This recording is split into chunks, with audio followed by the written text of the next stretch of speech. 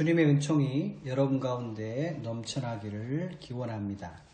하나님께서 오늘 우리에게 주신 말씀은 고린도후서 4장 7절로 12절까지의 말씀입니다. 저와 여러분이 읽고 있는 책 조앤 치티스터는 그의 책 무엇을 위해 아침에 일어나는가에서 이런 질문을 우리에게 합니다. 삶의 모든 단계마다 꿈틀거리는 어떤 의문 같은 것들이 있다. 도대체 뭐가 문제지? 나는 무엇을 원하고 있지? 무엇에 집중을 해야 할까? 돈, 인기, 권력, 지위, 안정, 질서? 나는 어떤 사람이 되고 싶은 걸까? 유능한 사업가, 좋은 아버지, 성실한 아내, 영향력 있는 정치가, 커리어 우먼, 학자, 연예인. 만약 그 어떤 사람이 된 후에 나에게 남는 것은 무엇일까? 한 단계에서 다른 단계로 넘어간 후에 뭐가 남겨지는 것은 하는 걸까? 우리의 삶의 중요한 문제를 저자가 우리에게 얘기합니다. 오늘 본문은 바로 사도 바울이 자신의 삶의 중요한 것을 소개합니다. 고린도 교회에 쓴 두 번째 편지인 본문의 말씀은 사도 바울, 그는 이방인의 사도이고 부활의 예수를 만난 바리새인이고 세계 선교의 일꾼인데 스스로 자기 자신의 모습을 우리에게 정직하게 고백하고 있습니다. 7절의 말씀을 제가 다시 읽습니다. 우리가 이 보배를 질그릇에 가졌으니 이는 심히 큰 능력이 하나님께 있고 우리에게 있지 아니함을 알게 하려 함이라. 본문의 말씀에서 자주 등장하는 대명사가 있습니다. 우리라는 1인칭 대명사입니다. 이는 곧 사도 바울이 홀로 하나님의 복음을 전파하는 선교를 한 것이 아니라 함께 동역한 선교팀 일행이 있음을 우리에게 얘기해 주고 있습니다.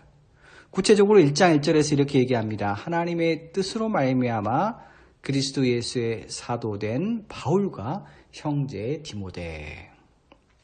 이처럼 사도 바울은 함께 동역하여 선교했습니다. 7절의 말씀에 우리가 이 보배를 질그릇에 가졌으니 라고 얘기합니다. 여기서 우리는 중요한 주제어를 만나게 됩니다. 보배, 그리고 그 반대의 의미에 해당되는 질그릇. 자, 먼저 보배란 무엇입니까? 영어로 great treasure라는 단어를 쓰고 있는데 이것은 정말로 중요하고 정말로 대단한 물건, 보물을 가리키고 중요한 것이고 비싼 것일 것입니다. 반대로 질그릇은 무엇입니까? 그것은 진흙으로만 구워 만든 그릇을 말하는데 이것은 그릇의 겉면에 윤기도 없는 것입니다. 잘 깨지고 싸구려이고 볼품없고 중요하지 않아서 무시해도 되는 것입니다. 그렇다면 보배는 무엇을 의미하고 반대로 질그릇은 무엇을 의미합니까?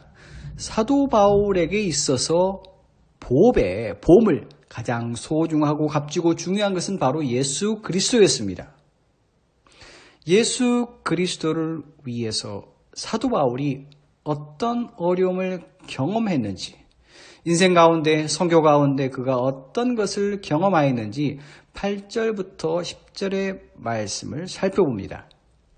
우리가 사방으로 우겨쌈을 당하여도 쌓이지 아니하고 답답한 일을 당하여도 낙심하지 아니하며 박해를 받아도 버림받지 아니하며 거꾸로 트림을 당하여도 망하지 아니하고 우리가 항상 예수의 죽음을 몸에 짊어짐은 예수의 생명이 또한 우리 몸에 나타나게 하려 함이라. 사도 바울의 삶에서 그의 인생에 있어서 보배 가장 중요한 것은 바로 예수 그리스도였고 그분의 사랑과 희생, 복음을 널리 전파할 때 이 그에게 사도 바울에게 점점 가까이 다가오는 방해물을 얘기합니다. 사방으로 우겨쌈을 당했다. 전우자 할 것 없이 그를 둘러싸서 그를 힘들게 한 겁니다. 답답한 일, 자연스럽게 일이 풀리지 않는 상황이 겹겹이 일어납니다. 박해를 당합니다. 못살게 굴어서 그에게 해를 입힙니다. 거꾸로 트림을 당합니다. 가만히 서 있는 사람, 정상적으로 걸어가는 사람을 엎어지게 하고 힘을 잃게 하고 무너지게 만듭니다. 죽음을 짊어집니다. 죽을 것만 같은 힘든 상황이 계속 사도 바울에게 일어나게 됩니다. 사랑하는 성도 여러분, 다시 말해서 보배를 소유하고 있었기 때문에 사도 바울은 우겨쌈, 답답한 일, 박해, 거꾸로뜨림, 죽음 앞에서 자기 자신이 얼마나 무능력하고, 자기 자신이 얼마나 초라하고, 자기 자신이 얼마나 약하고, 자기 자신이 얼마나 불안한 존재임을 경험합니다. 그렇게 약하고 힘없고 볼품없는 자기 자신을 사도 바울은 질그릇에 비유하고 있는 것입니다.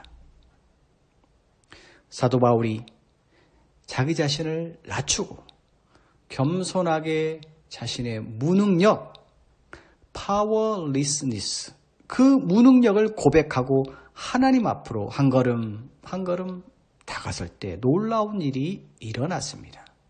12절의 말씀입니다. 그런즉 사망이 우리 안에 역사하고 생명이 너희 안에 역사하느니라. 여기서 역사하다라는 동사는 효력을 발생하다라는 의미입니다.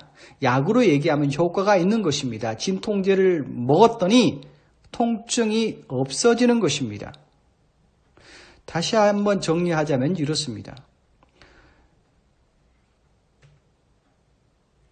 사도 바울이 질그릇과 같은 자신의 무능력을 인정하고 하나님 앞에 나아갈 때 어떤 기적이 일어납니다. 그것은 생명이 너희 안에 효력을 나타내기 시작했다. 생명이 너희 속에서 효용을 발휘하였다라는 말입니다. 요한복음 12장 24절입니다. 내가 진실로 너희에게 이르노니 한 알의 밀이 땅에 떨어져 죽지 아니하면 한 알 그대로 있고 죽으면 많은 열매를 맺느니라.